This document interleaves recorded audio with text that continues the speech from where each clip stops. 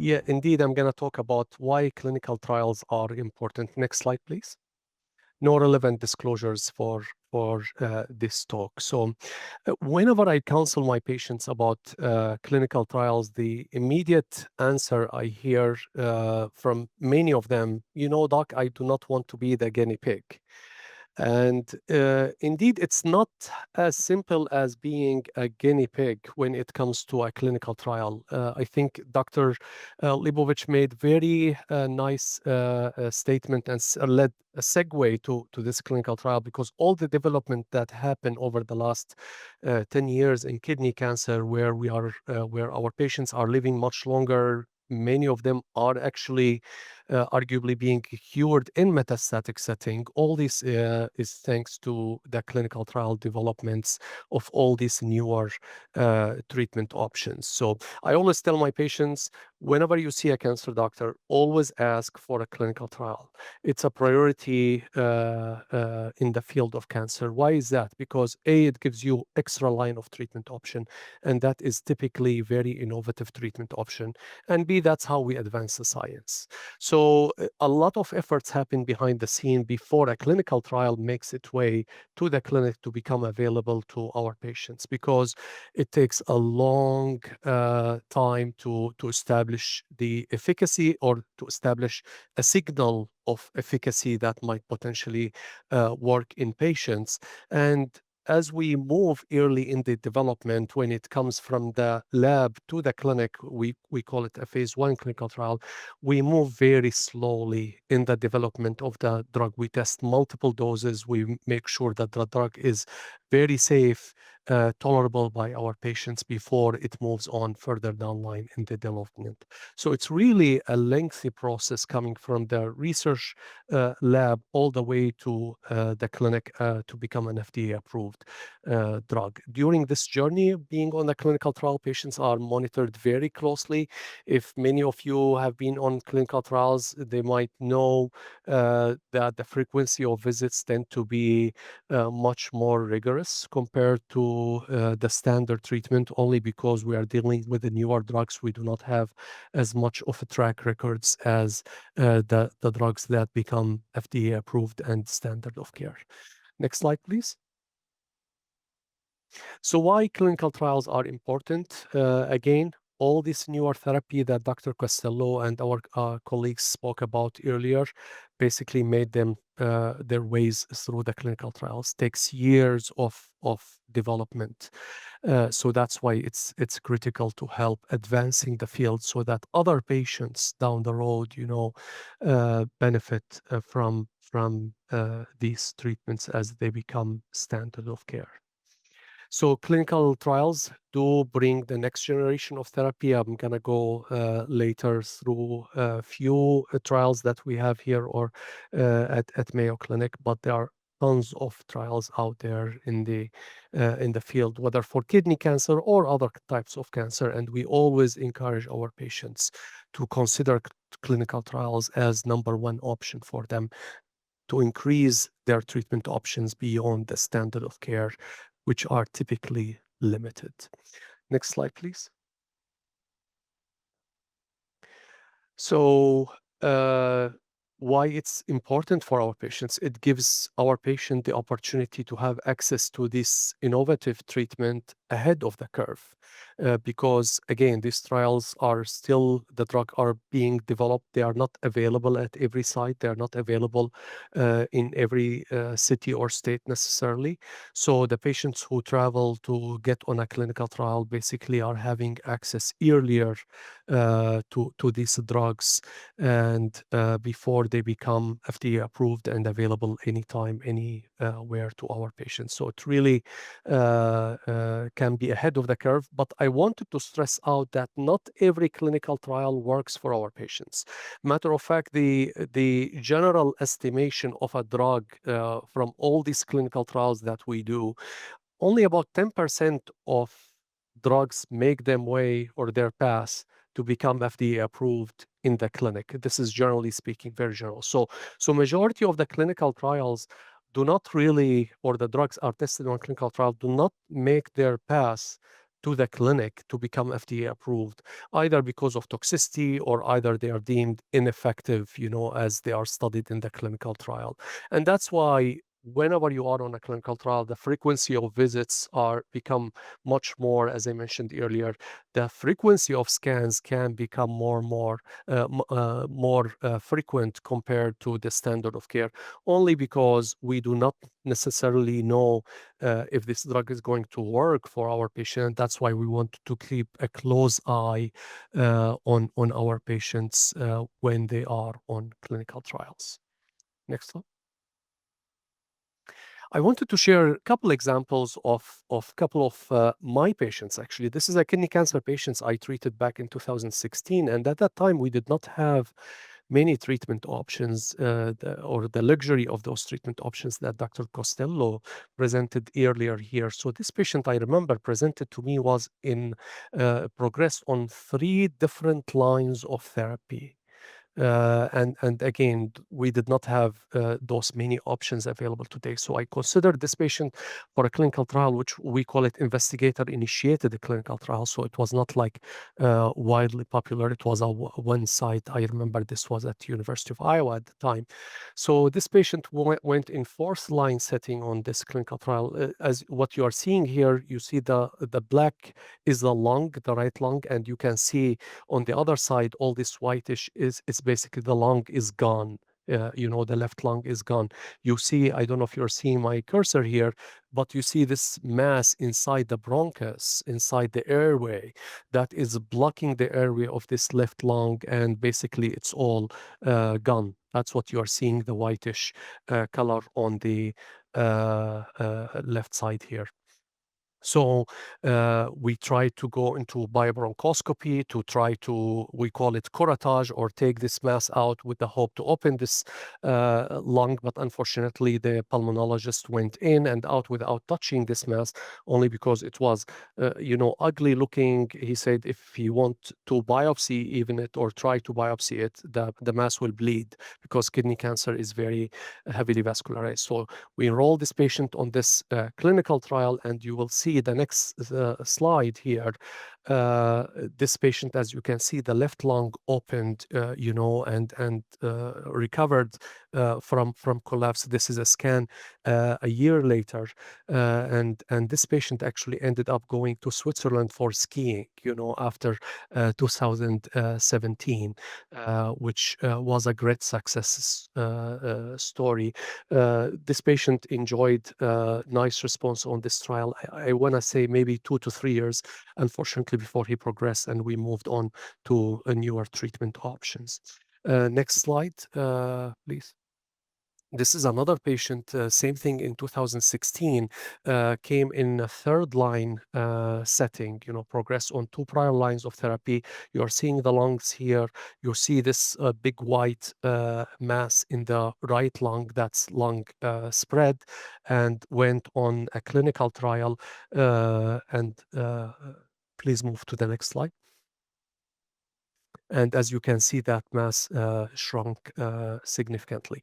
Now, I'm showing you the success story, but I have certainly had many other patients who unfortunately did not benefit from the different clinical trials we offered over the years, and that's when we move on to either another clinical trial or another treatment option. But the main reason I'm sharing these examples to show you, like in a refractory setting, or even sometimes we use it in earlier setting, clinical trials can work for our patients, and that's why we always encourage to seek a clinical trial option. Next slide, please. So clinical trials are considered part of the standard of care. Actually, matter of fact, if you look at the guidelines, always clinical trial is highly recommended on the top of the list, for the reasons that I mentioned. They are not always the last resort. So a lot of patients think, oh, I only have clinical trials. That means I'm done and I'm heading towards hospice as alternative. That's not always the case.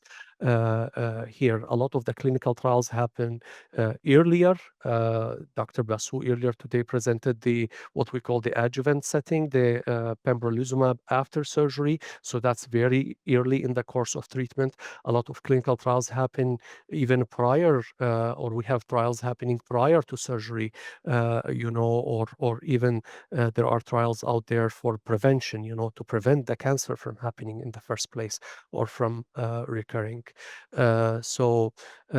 And not all trials have placebo. So this is something very important to be aware of. We use the placebo, generally speaking, when the alternative is observation. Like that trial, for example, we mentioned earlier with the pembrolizumab after surgery, because our standard of care at the time was observation, patients were given either pembrolizumab or placebo, because otherwise they would have been on observation. The other condition where we would use placebo is combine it with the standard of care versus another arm, which is the standard of care plus the study drug that we are testing. So in other words, when you have advanced metastatic disease, when we have to treat the cancer, we typically do not give just placebo on its own in that setting. So that's very important thing, because a lot of reaction I hear or questions I hear from my patients, am I getting placebo or not? We always select placebo for the right setting. And that, generally speaking, I tell my patients it's okay to be on the placebo arm when the trial is designed this way, simply because we do not know if the other arm is going to be better. And that's why we are designing the trial to test it, to see if it works better than the historical control or not. Generally speaking, as I mentioned repeatedly again, uh, being on a clinical trials means receiving, generally speaking, high quality expert care. Clinical trials are not available at all sites. They are, majority of time, they are limited to major academic centers, especially if they are in very early in development. We call them phase 1 trials. When they become like phase 3 trials, they are usually available much more wider. But not all cancer centers have the capability of running clinical trials. So that's something to keep in mind. That's why a lot of patients might even travel to other sites to get on clinical trials. Next slide. On the flip side of it, I mentioned earlier, clinical trial is not always the last resort. This is the flip side of it. Clinical trial can be actually, in certain cases, the last resort when we have no other treatment options available. If the patient progresses on all the available standard of care, and they are still wanting to get further treatment, the clinical trial in that setting can serve the purpose. So it can provide access to these new treatments, uh, in cases where the hospice is the alternative. Next slide, please. I do want actually to share this case of mine it's actually a book writer, and this is his published book. This was a bladder cancer case, not a kidney cancer case. I treated almost 10 years ago or so. I was early in my career at that time. And if you go to the next slide, I just wanted to share this patient and writer, what he put in his book, actually. So this is published data. I highlighted here my patients talking about his thoughts about the clinical trial. He says, though I was reluctant to participate in or even learn about another treatment regimen after chemotherapy and surgery. So this was a bladder cancer patient. We only had chemotherapy at the time, followed by surgery as for localized settings. So this patient went to surgery, and unfortunately, they had to open and close because the tumor was already spread by the time he went to the OR. So he said, after failure of chemotherapy and surgery, had failed to retard my cancer's metastasis, Dr. Zakaria succeeded in convincing me to enter a new immunotherapy. Again, I'm not bringing this up to talk about myself, absolutely not. But I wanted to share this idea that convincing me, so patients was reluctant to come on the clinical trial. And a lot of patients actually, they are reluctant to consider a new thing. So convincing me to enter a new immunotherapy clinical trial. We are talking here about nivolumab, which an FDA-approved drug nowadays for bladder cancer, was not at the time, was very early development. He explained that the treatment had not yet found FDA approval, but reams of data had already been collected on the drug showing promises in case like mine. And then he said, my chances were most certainly better, he said, than entering the hospice program, because at that time, basically beyond chemotherapy, we had hospice. We did not have really very promising treatment option. So this patient went on this new treatment with immunotherapy, enjoyed many years of complete remission, actually. And years later, he wrote this book, and unfortunately, patient progressed on and moved on to different treatment options. Next slide, please. So the main message here really is, whenever your physician talks about clinical trial, I would listen to them. Don't just listen to your neighbor or Dr. Google or somebody, because there's a lot of false impression out there about clinical trials, and really that's what we are trying to change, being oncologists and urologists and other subspecialist radiation oncologists in academic setting. We are trying to change this picture about clinical trials. So I just wanted to, in the last few minutes, to show a few examples of trials that are available at the Mayo Clinic, and we keep expanding our clinical trials here. That's our goal, to help our patients. So next slide, please. So this is a newer treatment. We call it bispecific. Basically, what it's doing, it's bringing your cancer, your immune cells. So brings the immune cells. We call them the CD3 T cells, closer to the cancer cells that are expressing this ENPP3, which is a target overexpressed in many kidney cancer. And so what we are trying by applying this drug is to bring your immune cells closer to the cancer cells to take care of it and to kill it. So this is a very early development clinical trial. What you are seeing here, the steps where it says cohort 1, 2, 3, 4, this is what we call dose escalation, because this is very early phase clinical trial. We cannot go right away to the dose. We a lot of times we do not know what is the right dose, which dose is safe. So that's why we start at a very low dose. That's what we call cohort 1.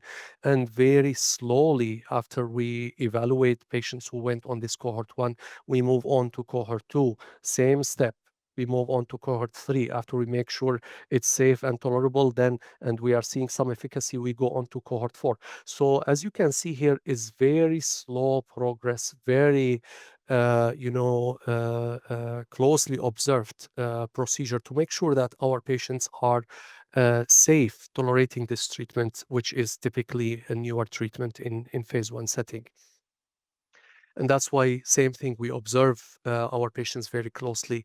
We get together on phone call meetings routinely with our colleagues at other cancer centers who have this clinical trial, to share experience and to learn what they have observed in their patients, and then for us to keep attention for that side effects in our patient, and vice versa. After we establish the right dose of this clinical trial, then we move on to that where it says that green arrow, RP2D, recommended phase 2 dose, and that's when we start what we call dose expansion, to test that specific dose and drug in larger number of patients. So very, very carefully selected patients. A lot of inclusion and exclusion criteria go into this, only because we wanted to make sure our patient, to have the right patient going on the right clinical trial. Next slide. This is another clinical trial, same thing in early development here, opened at Mayo Clinic. This is combining a drug, cabozantinib, that Dr. Costello was mentioning earlier, with another drug called ferensylation target therapy, another, we call it small molecule oral pill. Same scenario, basically, what you are seeing here, multiple steps. So very slow disease escalation. After we make sure that the treatment is safe, then we move on to disease expansion. Next slide, please. This is a trial that I share here. We opened at Mayo Clinic, but we ended up actually, the company closed this program altogether. And there's a reason why I'm bringing this up here. So this is called CAR T therapy. Basically, we are manipulating the immune cells, or taking the patient's immune cells, manipulating them outside the body, and then to express certain receptors that are known to be expressed in kidney cancer, and then we infuse them back to the patient, to go for these immune cells to go directly to the cancer cells and kill them. Very, very innovative approach. CAR T, it's very hot topic in cancer in general, overall. So this trial, again, next slide, please. I was excited about this trial because this was my patient, actually, in refractory setting, multiple lines of therapy. And I share this with permission from the sponsor of this clinical trial and with my patient. So I shared this picture in previous meetings. So this patient was in refractory setting, meaning after progression on multiple lines of therapy, and had minimal to no other treatment options. And we enrolled him on this clinical trial with a CAR T therapy. As you can see, the panel on the left where it says lesion A and B, with the green arrows here on the left, you see this bulky masses there. And you move to the other side, you see all these masses are gone. Okay, so very nice response in this patient. However, unfortunately, what happened with, while the patient is on this clinical trial, the liver function was getting worse, and we had to intervene. And we observed this trend of liver function abnormality in other patients at other centers. That's why I was talking earlier, where we meet on a weekly basis or a monthly basis with our colleagues from other sites to learn from each other experience. And we observed many of our patients with kidney cancer who went on this clinical trial, while many of them achieved very nice response, actually, it was hurting the liver. So that's why basically we decided collectively, as investigators, as physicians, and as a sponsor, that this drug is not safe to move on to larger development. And that's why I mentioned earlier, this trial is closed and not expanding further. So that's my point. The reason I'm bringing this example up is because any clinical trial, when we are going on it, we are watching very closely, and we are stopping the development if the drug is deemed unsafe for our patients, even though we are seeing activity with this drug. So now it's a sponsor responsibility, along with the other, with all us physicians involved in this clinical trial, to try to understand if there are any ways to mitigate this toxicity on the liver before we can even move forward in the drug development of this specific molecule. And many examples are like this in literature. That's why when you are on a clinical trial, you are seeing your physician very frequently. Next slide, please. So in conclusion, always ask for available clinical trials. Again, always ask for available clinical trials. It increases your treatment options, typically innovative treatment options. And that's how you're helping other patients down the road, getting access to these treatments after they become FDA approved. Keep in mind, nothing is set in stone. Whenever you are any clinical trial, you need to sign consent, that you read the consent, the booklet, and you understand it, all the pros and cons. Uh, Nothing is set in stone. Even though you sign that consent form, you always have the right to say, you know what, I withdraw my consent. I do not like this clinical trial. I do not like the side effects. I do not like the treatment frequency of visits or whatnot. So nothing is set in stone. You can always try something, and withdraw your decision later. This is, by the way, applicable to clinical trials or other standard of care. If you have, any standard treatment that we discussed earlier, and it's not agreeing with your body for side effects, you always say, especially if these side effects cannot be mitigated by what your doctors are doing by intervention wise to alleviate the side effects, you always have the right to say, you know what, I would like to try something else, whether other standard treatment or something else. So very important to understand the booklet, the consent that you read. It's very painful to read like 30 pages of material, but very, very important to understand it.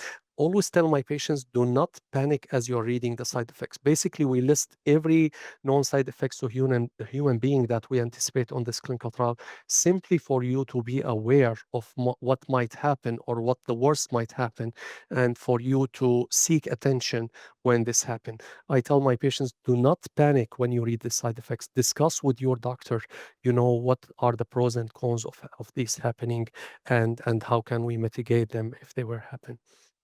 And needless to say, again, clinical trials are the way to advance the field.